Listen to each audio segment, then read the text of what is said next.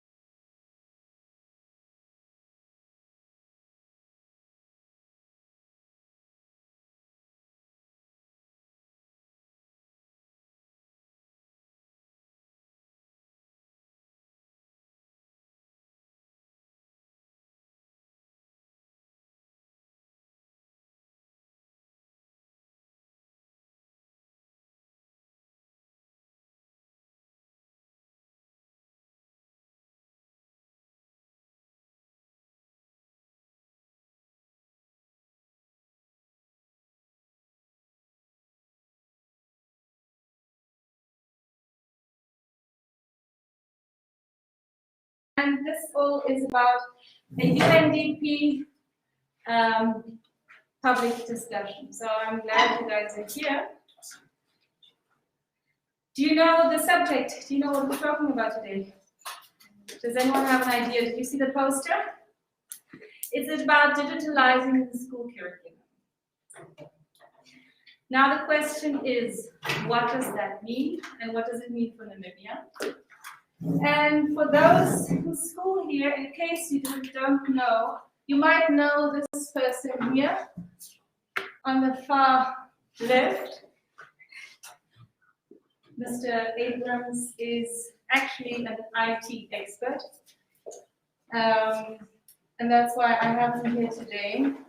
I had just a conversation with him before this, and then I found out how much this man actually knows.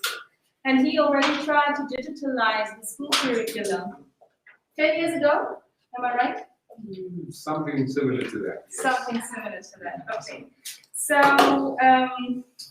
with much ado, I would like the speakers to introduce themselves, and then we can start the discussion. Then I'll ask you some questions.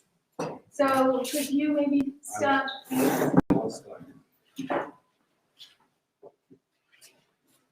Hello, everybody. My name is Kenneth Abrams. I'm the director currently at Jock and Marengo.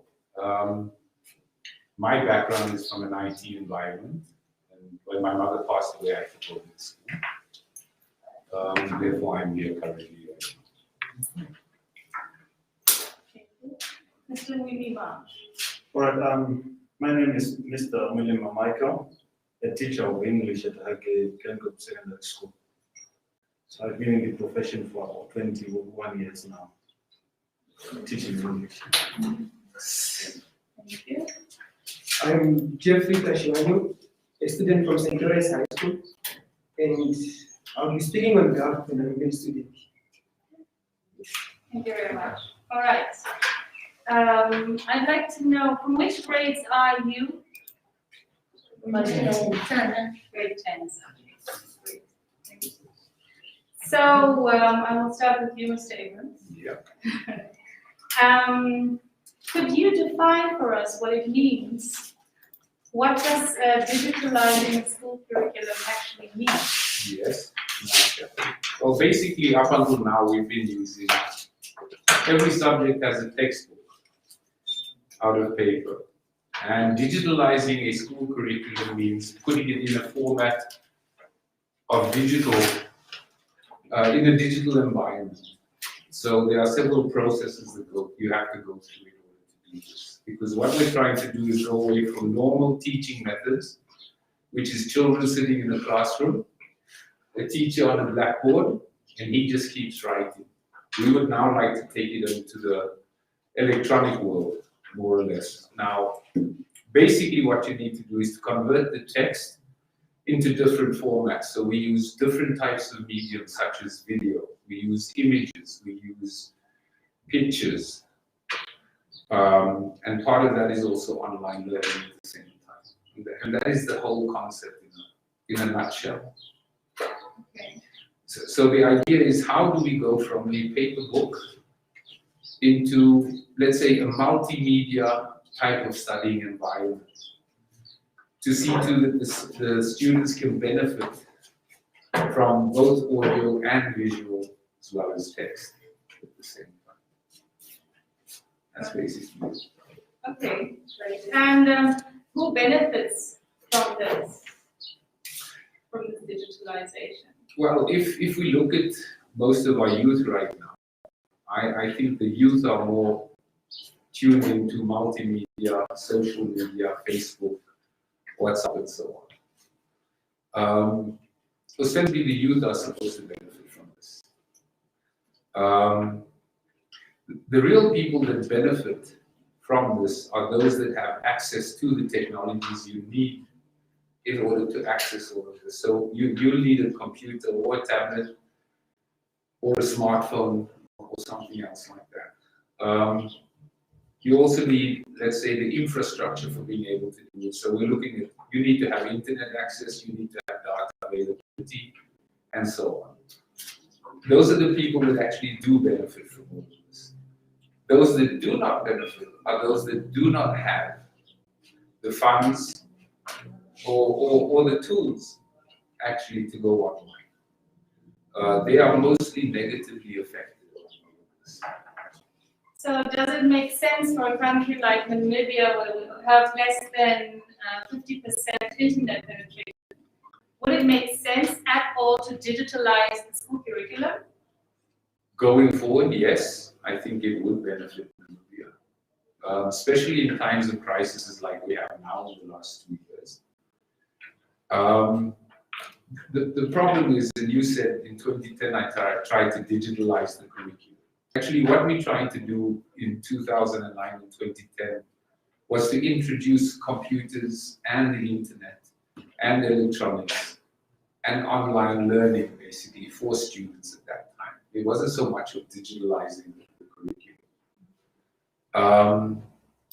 Does it make sense today?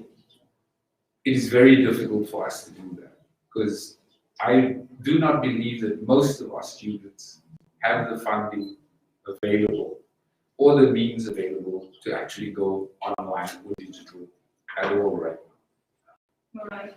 And if we speak about your school now, Yeah.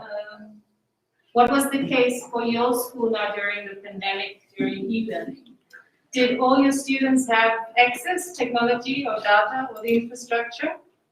And how many, if you know more or less, how many did not have the possibilities Okay. to learn online? Last year when we went and tried to do something online, out of 1,200 students, maybe 90 had access to do online learning.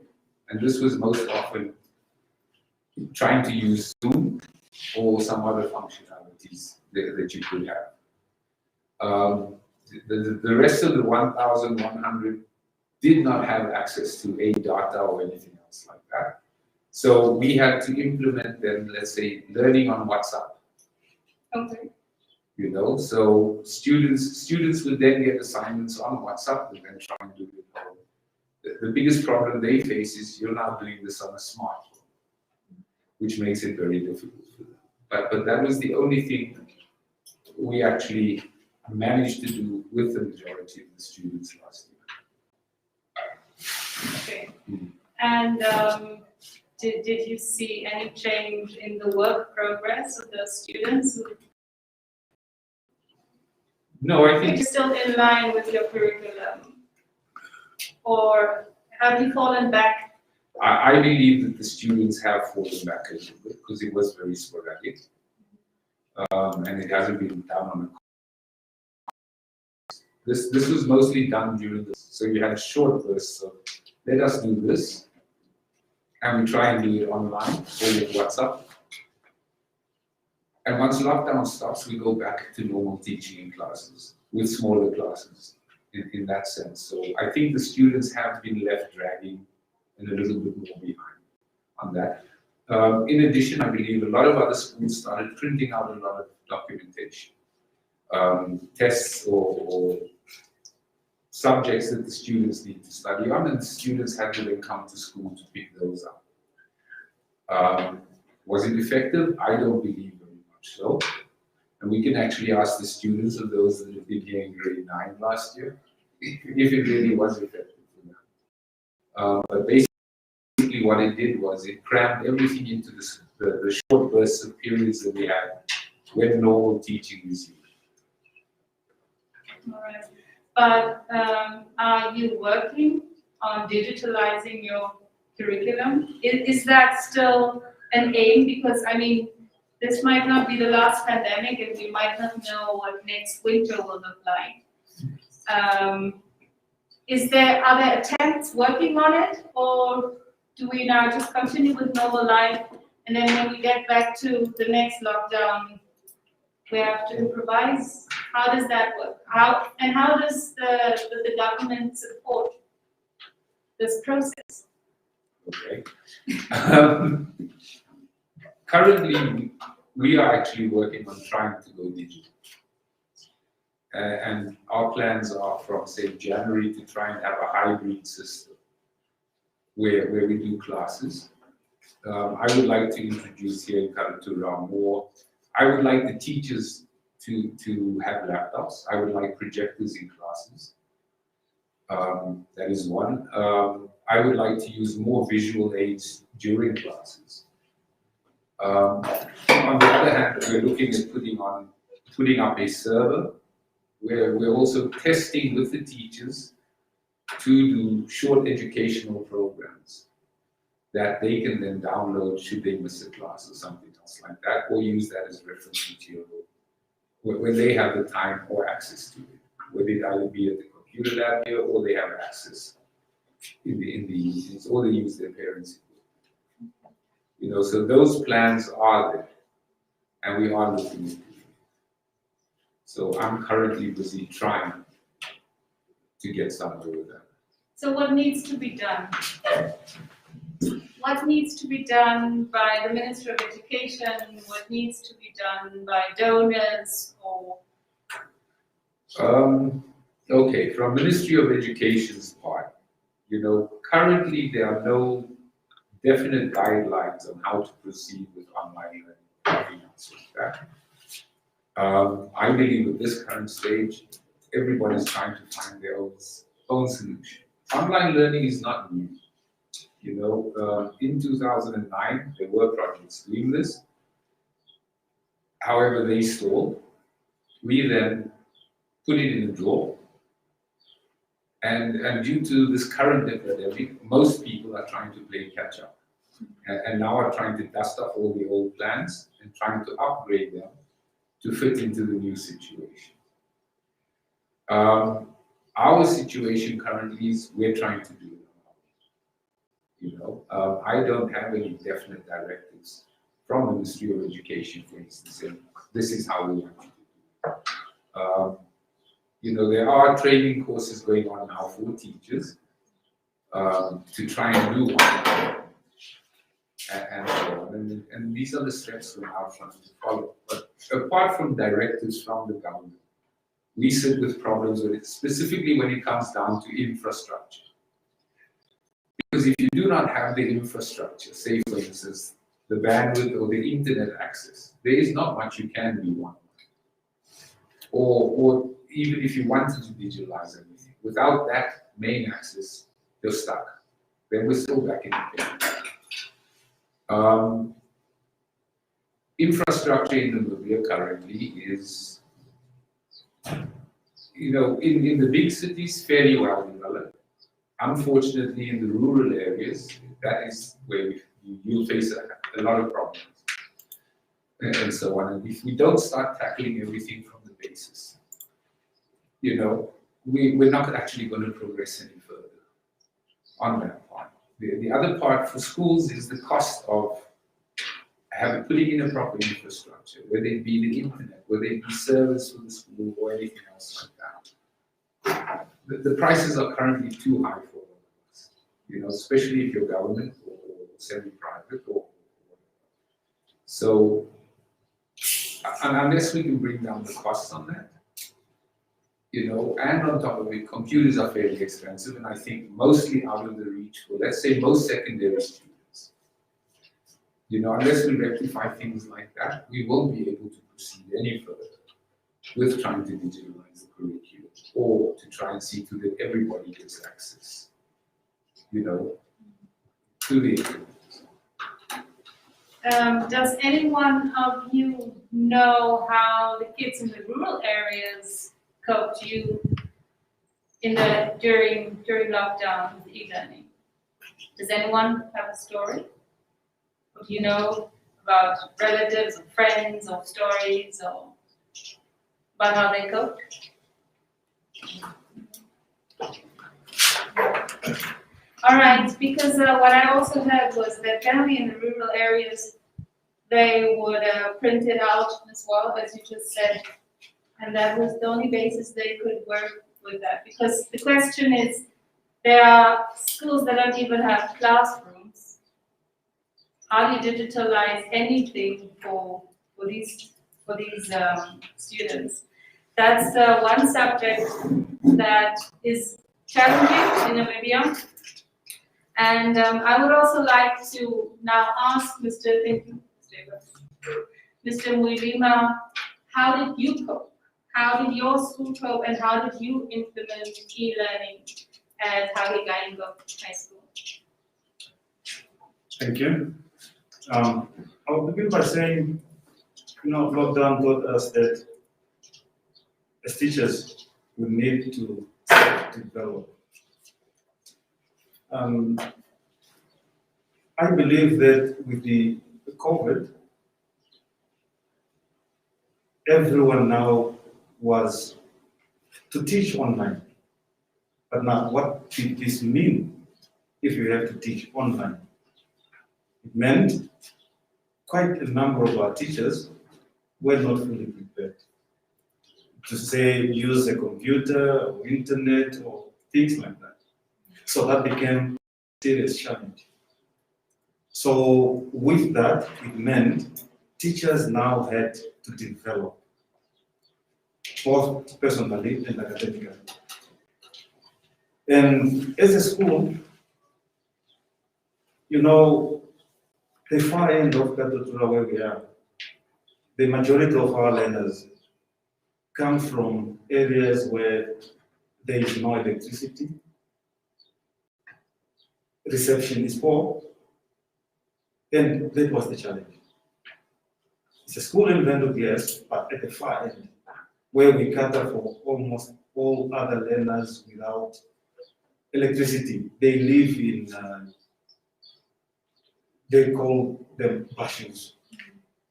So if you have to digitalize, how does one who is in a makeshift house like that one with poor reception, how do you expect them to now be in touch with you? So it became a challenge.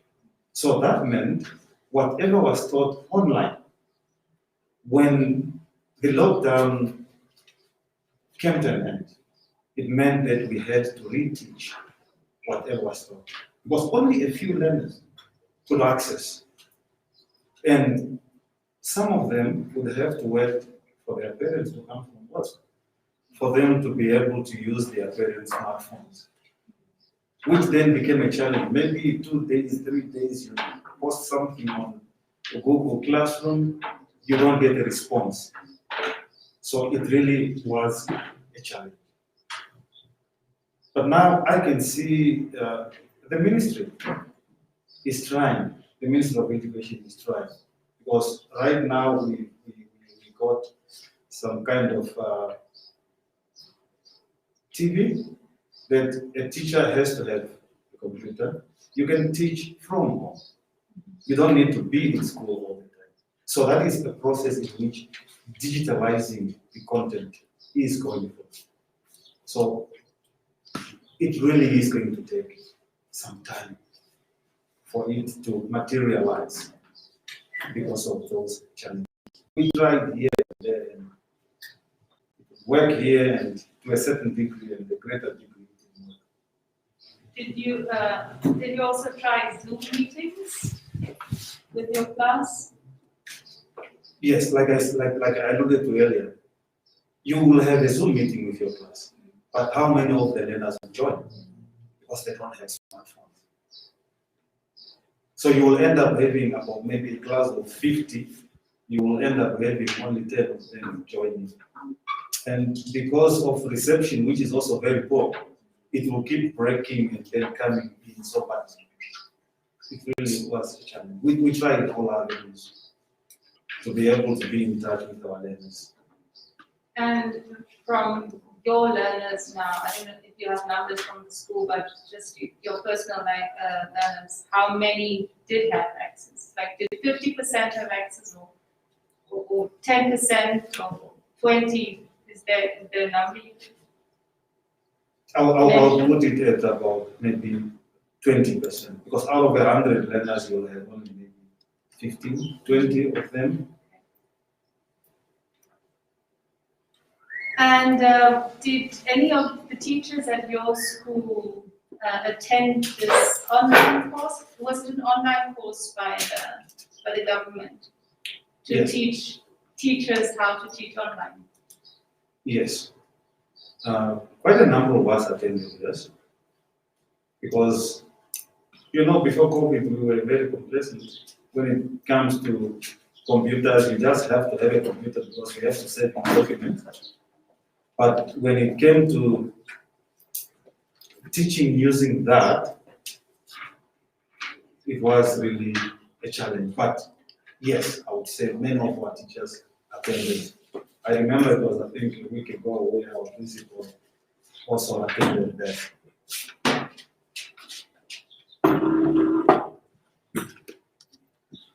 Are we streaming live? Yep. Because this is digital illiterate.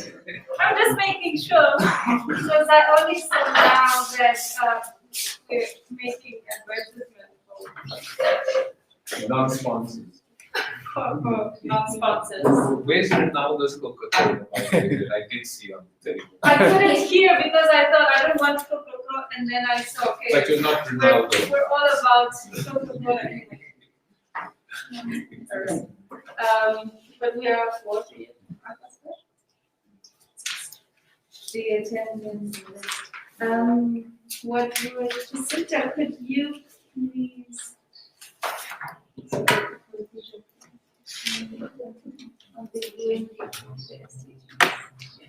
Jacinta is an intern at NID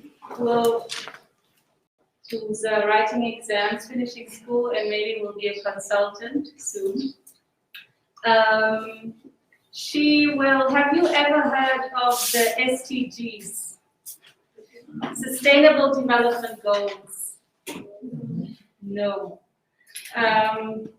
Jacinta will explain, would you like to do it now or would you first like to all right, okay. So Jacinta will explain these in a few minutes. Then I would also like to know, where's my constitution? I have English here. Who knows Article 20 in the Constitution? Has anyone ever heard of it? Based on education. Would someone like to read it for us? Jeffrey, would you like to read it for us? Maybe read the first two. Article 20 of the Constitution of the Republic of Namibia. All persons shall have the right to education. Primary education shall be compulsory and the state shall provide reasonable facilities to render effective this right for every resident in Namibia by establishing and maintaining state schools at which primary education will be provided free of charge. Children shall not be allowed to leave school until they have completed their primary education or have attained the age of 16 years, whichever is the sooner, save insofar as this may be authorized by the Act of the Parliament on grounds of health or other considerations pertaining to this public interest. All persons shall have the right at their own expense to establish and maintain private schools or colleges or other institutions of tertiary education, provided that A, such schools, colleges, or institutions of tertiary education are registered with the government department in accordance with any law authorizing and regulating this legislation. Okay, thank you very much. So it's our right to free education and quality education. Then one SDG of the UN Sustainable Development Goals is also on quality education. Jacinta, would you like? Hello, hi. So the SDGs are basically a list of things that a country should attain or have in order for the UN to render them successful, or things that a country should have in order for it to be successful. And by carrying out this PDF today, or this discussion, we are targeting SDG number 4, which is quality education, SDG number 8, which is economic growth, and SDG number 5, which is gender inequality or gender equality. Thank you, Mr. Chan. So in 2015, the UN countries decided by the time of 2030, by the time of 2030, we would like to reach these 17 goals. And our subject today covers more than just quality education, but also safety. Can someone help me with this banner? How do we do this? Thank you so much. And from these SDGs, we have, for instance, no poverty.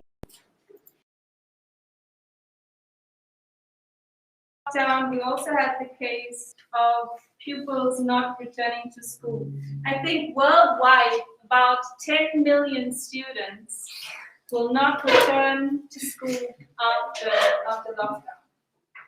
And most of these students will be girls. We also had in Namibia that a lot of girls fell pregnant in the time. There's also the subject of abuse, which during lockdown was an issue for many scholars and students. And I would like to know, at your schools, were there children who did not return to school after lockdown? Yes. There was quite a bit. Really? Yeah, okay.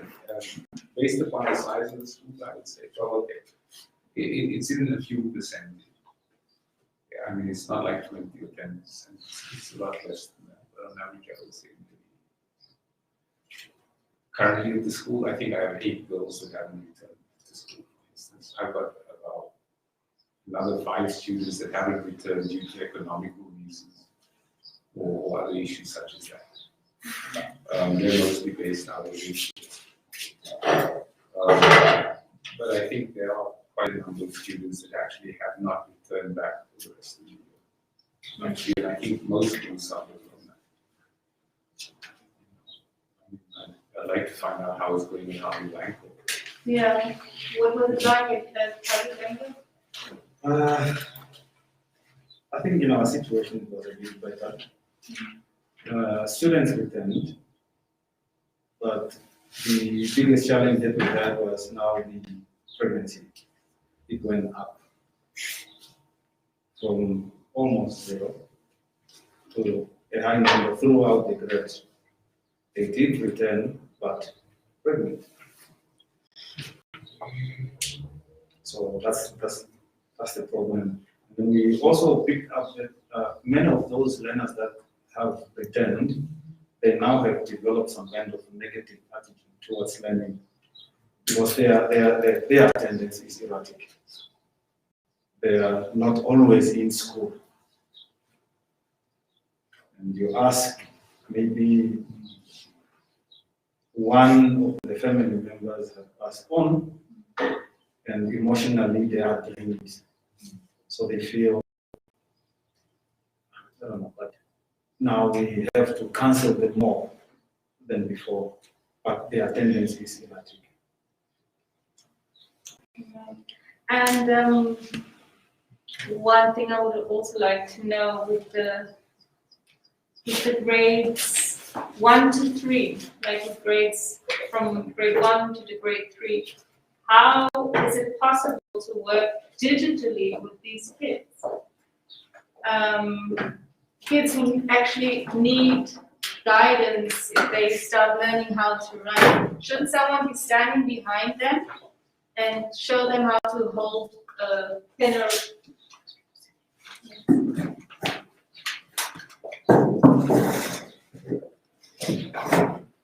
we maybe make like a half cycle so that I could see everyone. That would be, thank you so much. Is that better?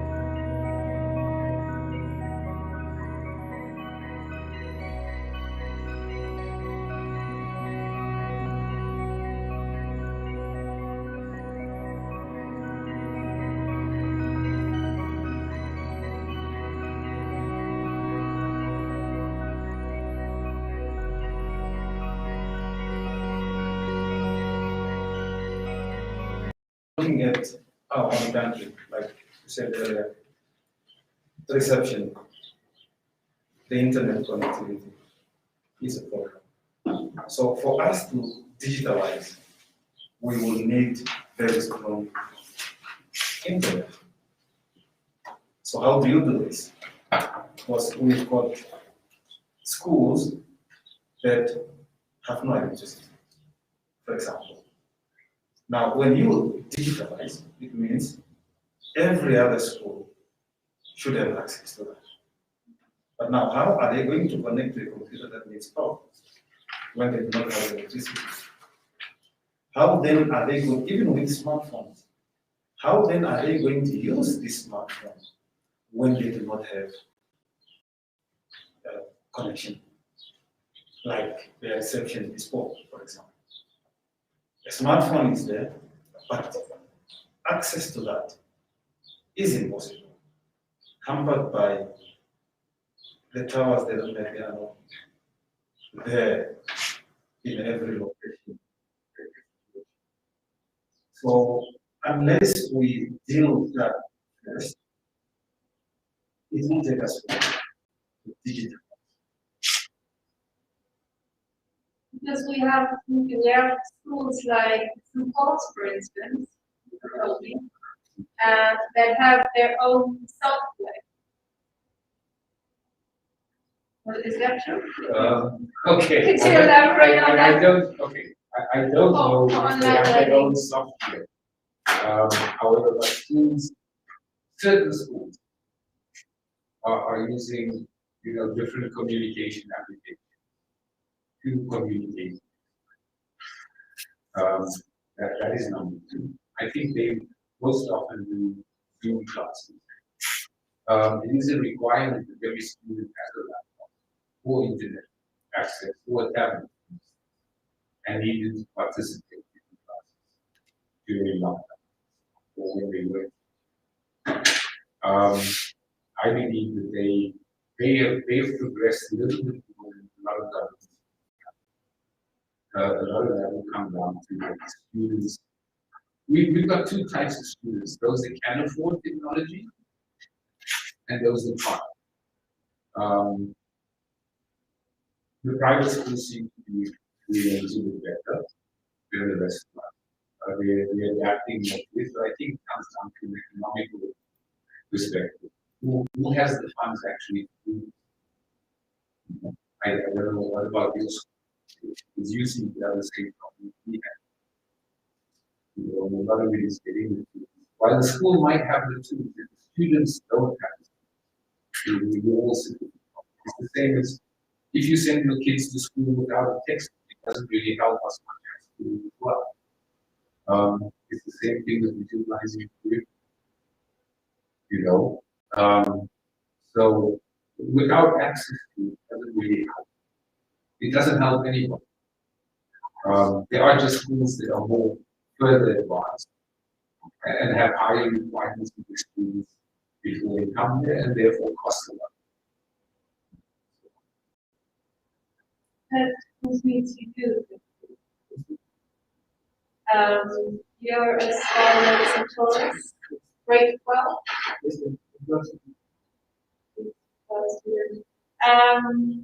Could you share us how you go? How is e-learning implemented in your school?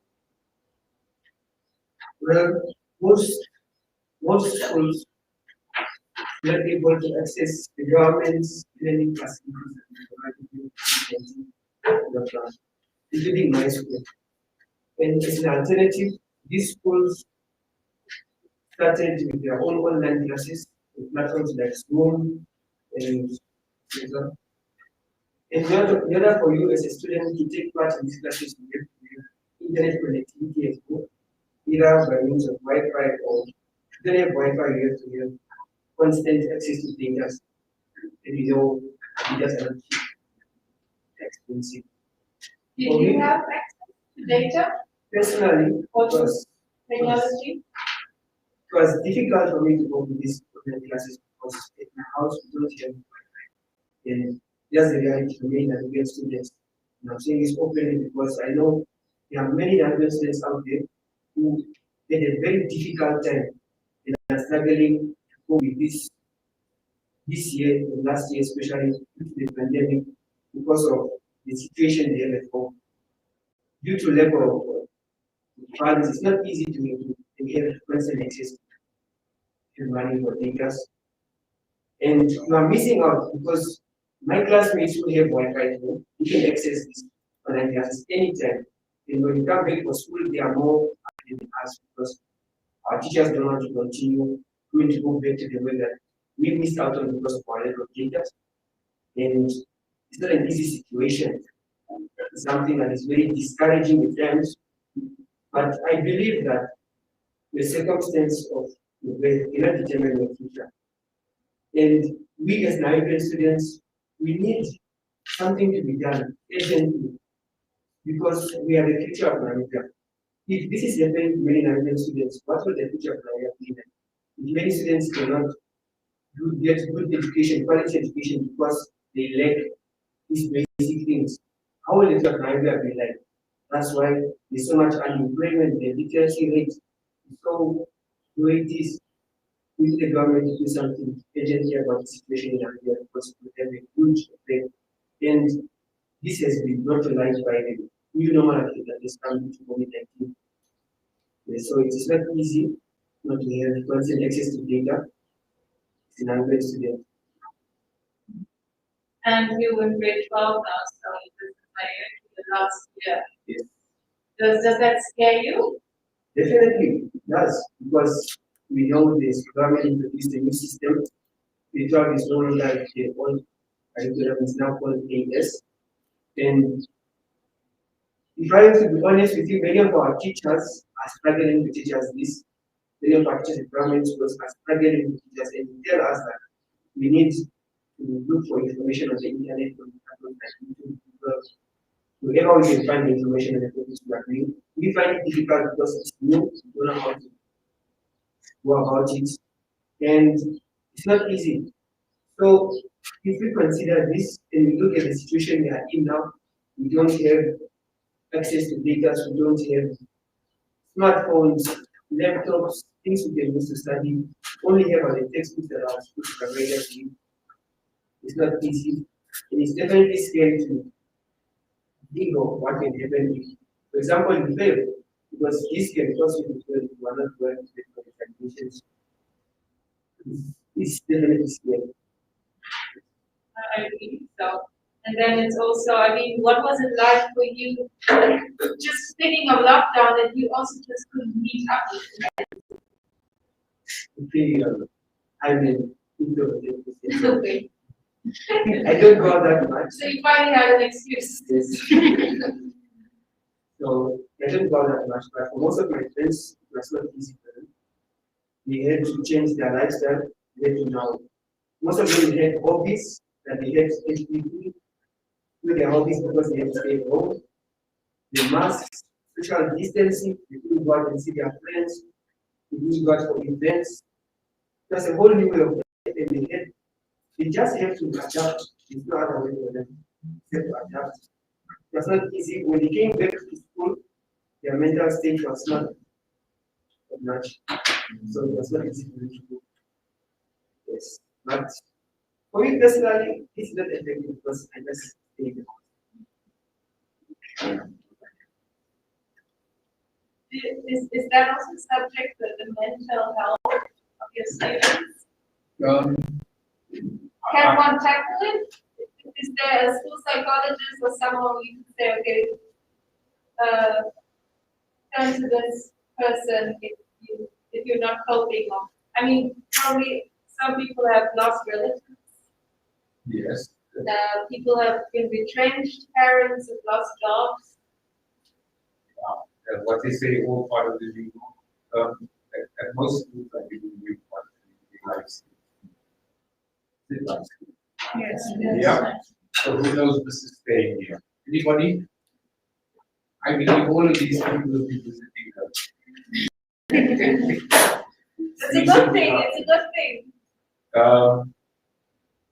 What I find right now is that during these unstable times, I think mental issues have become very prevalent. The uncertainty of going forward, starting and stopping items, has created a lot of uncertainty for government. Most probably also, I also see that in business. You don't know who's still there, who isn't there. You're still trying to deal with whatever, all the hardships, all the different situations. And now we're still trying to find our feet. Whatever we're going, whatever we went through, our situation will never be the same as before we even started it. So now we're all trying to settle in. From my experience, it's taking me a little bit longer to find my foot there. And if I was a student, I would be seriously disoriented. Especially with the pressure you give. Apart from all of this, our school terms have been shifted. We start, and we shift, and now we're going to go on after the well, I think it's mentally, I believe a lot of students and teachers are struggling with trying to maintain a normal schedule at school. On top of it, you now have to finish a curriculum with very limited time. And that is putting additional pressure on the student. And I believe most people don't know how they actually manage to finish out their homework before the end.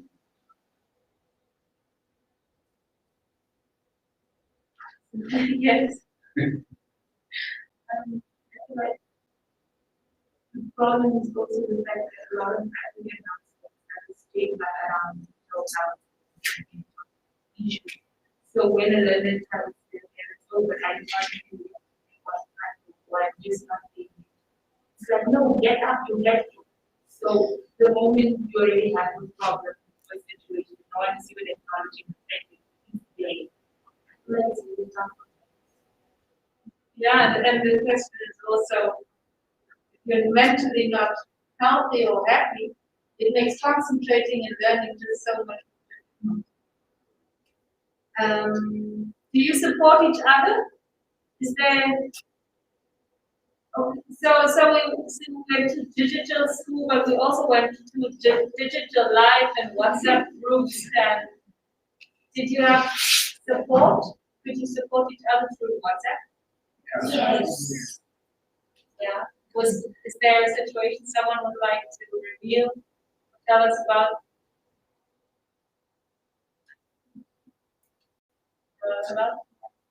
Yeah. Yeah. Yeah, for me, wasn't easy at all. We tried coping, Wi-Fi, internet. We tried coping. But some of us, we didn't have limited access. So we came to school from Alexa, especially me. I came to school from collect some papers and weekends. And I really So how many of you had 3 devices at home? Okay. How many of you had 1 device? Like, let's say a tablet, a laptop, or a phone.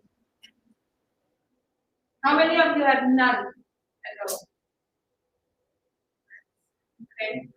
And if you then hear that there are schools, there are obviously private schools where the scholars have access to, I don't know, Wi-Fi at home and three devices. How does that make you feel?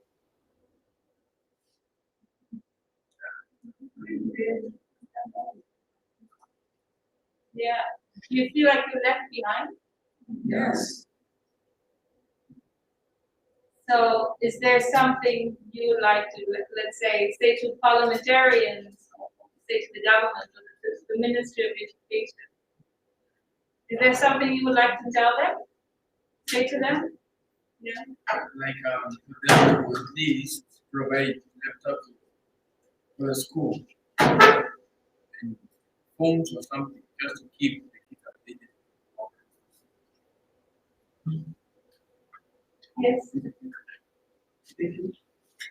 Okay, so I surveyed some of the students in the school and we came up with ideas. And one of the most feasible ideas they came up with was that the government does its best to provide each schools with something like a computer room with internet accessibility, where students who don't have internet at home can stay and study at the school. Because even if so just use the school's internet, it will be easier that way, it will be more manageable.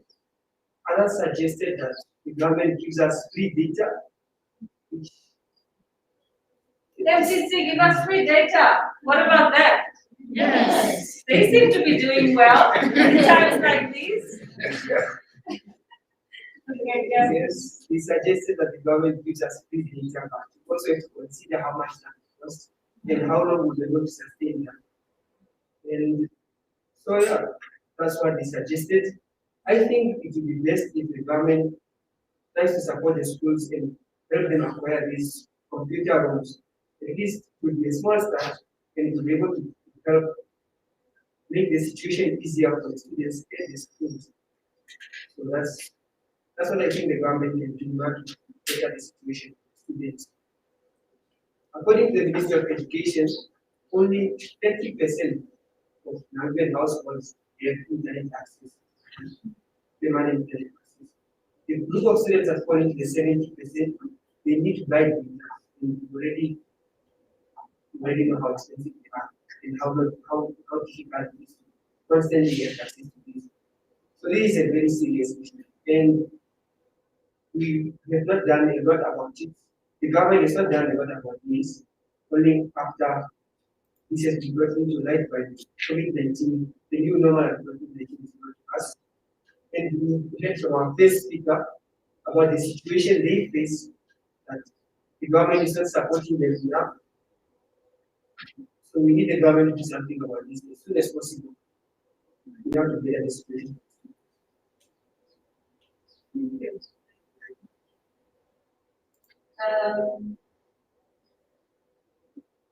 What happened? Yes. Sometimes question not about that.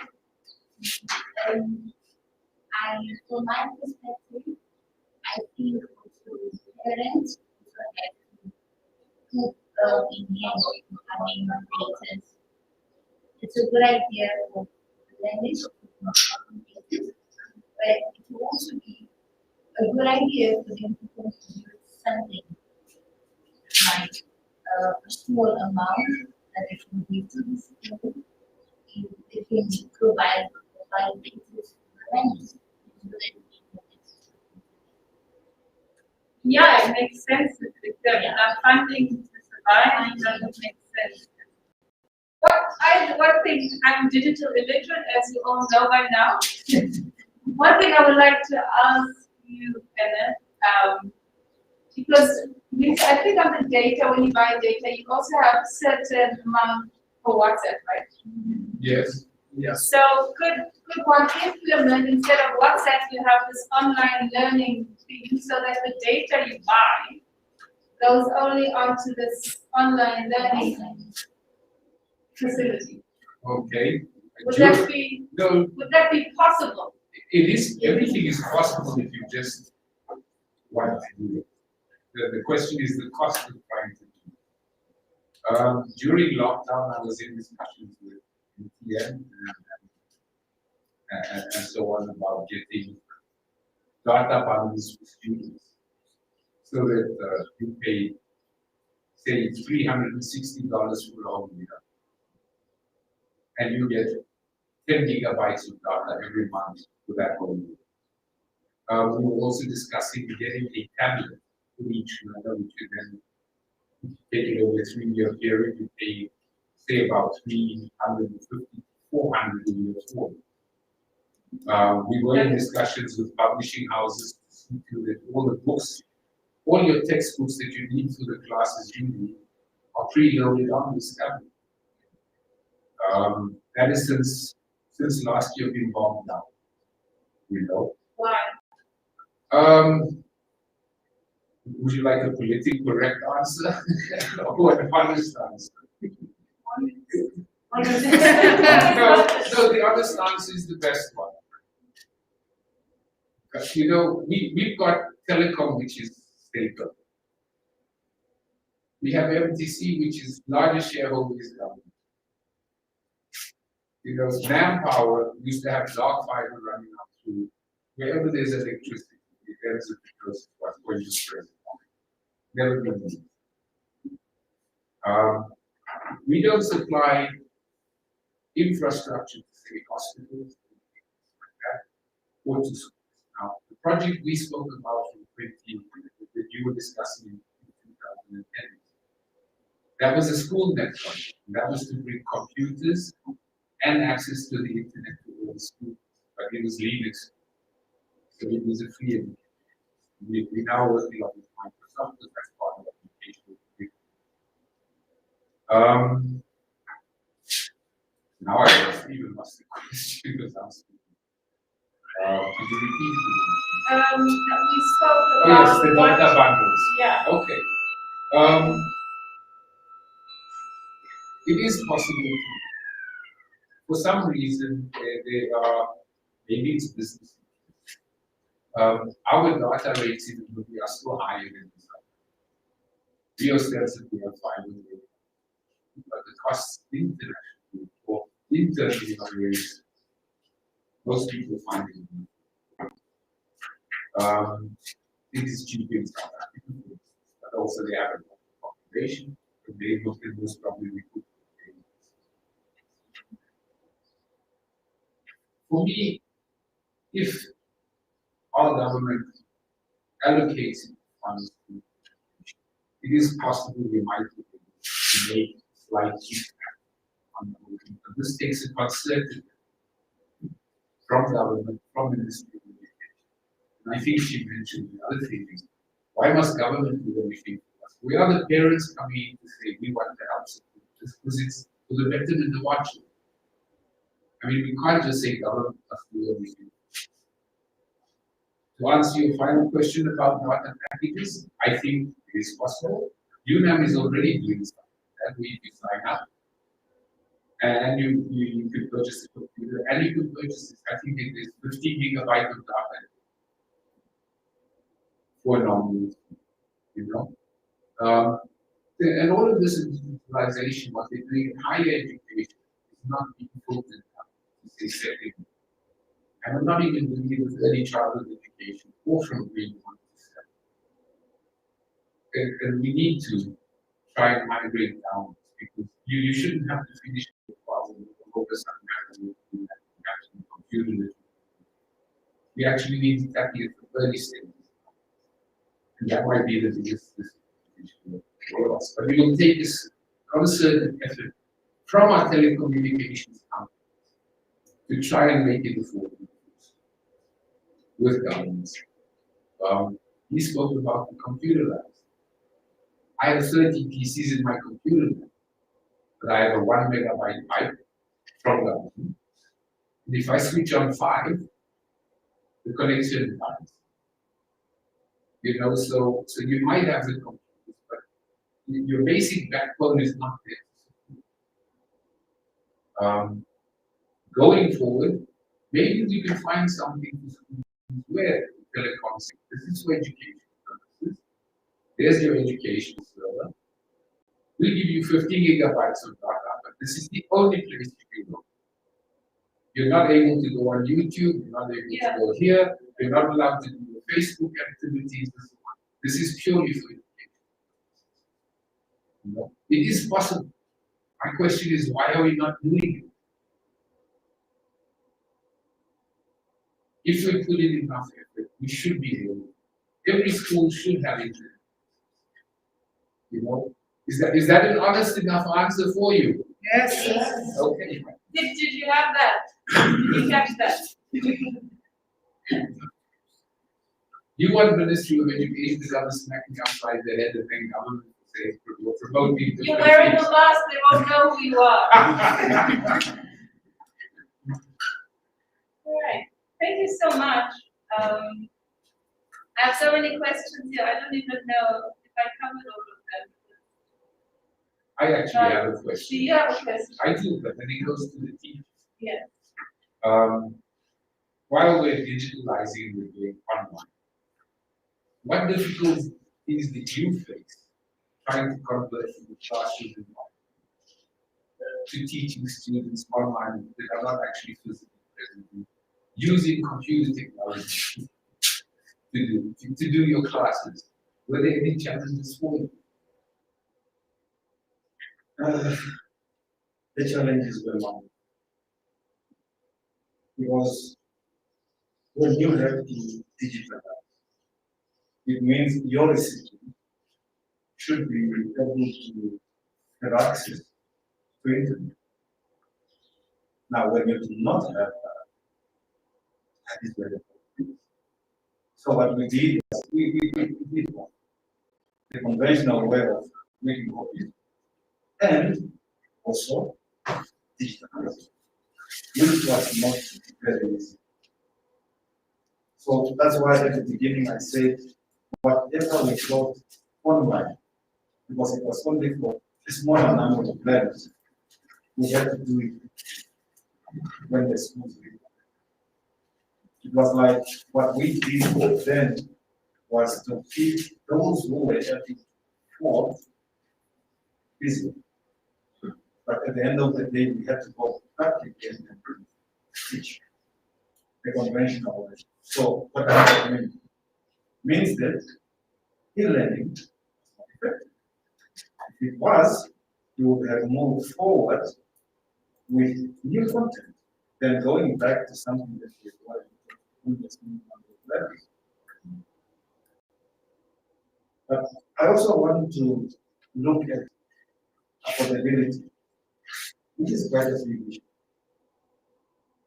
You know, government provides all states government schools. But now, a laptop is expensive. But now you want every learner in the school, government fund, to have a laptop. Is it affordable? It is.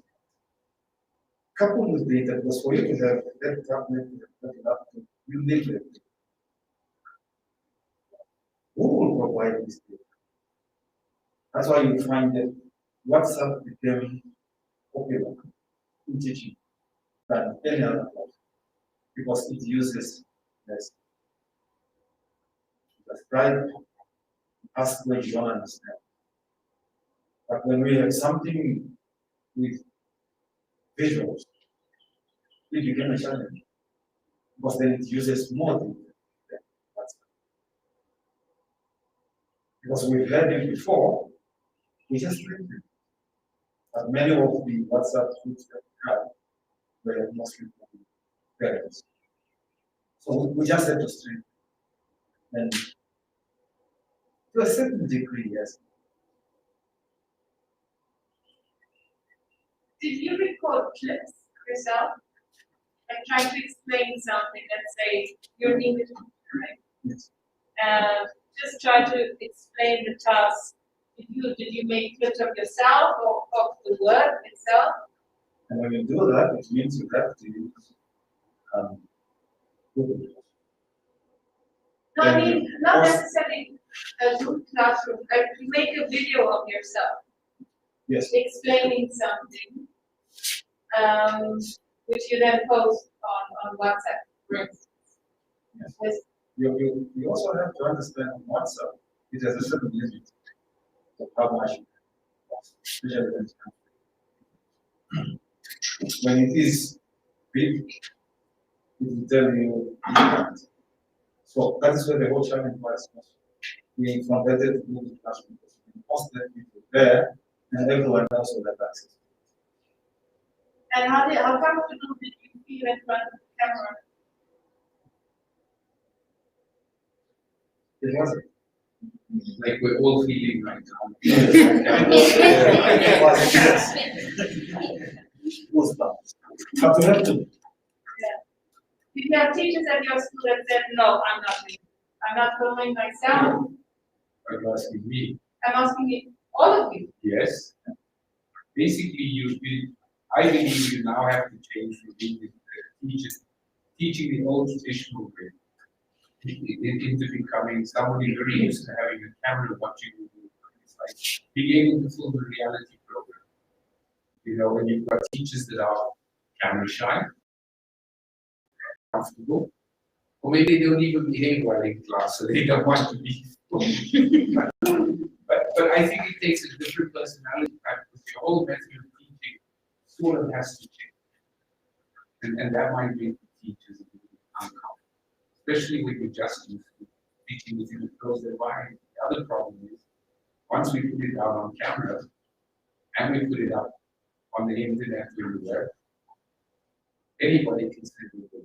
That might make people feel a lot more uncomfortable. So you really need to get, I would say it's becoming a teacher, but with a stage personality. So you need training, you need stage camera training before you can become a teacher. Who wants to become a teacher?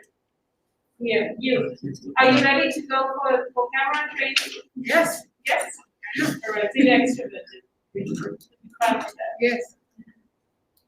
Yeah, so this goes to convincing these teachers. Because if they say, I can't do it, you can't. How then do you convince them that you know is maybe older than you or younger than you? It's a college.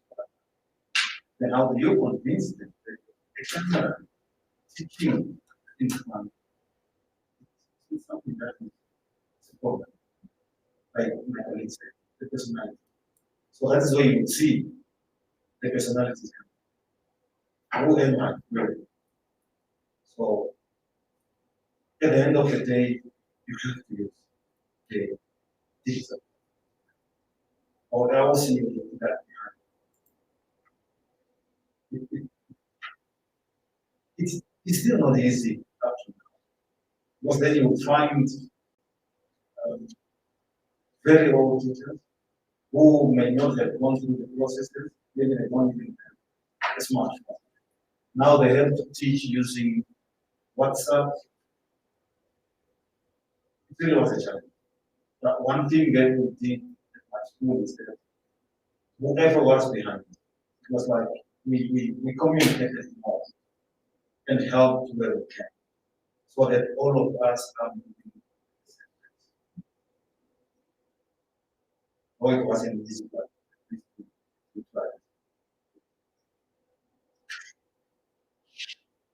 Thank you so much. We've already come to the end. Oh, yes. So I'll ask a question to Elena specifically.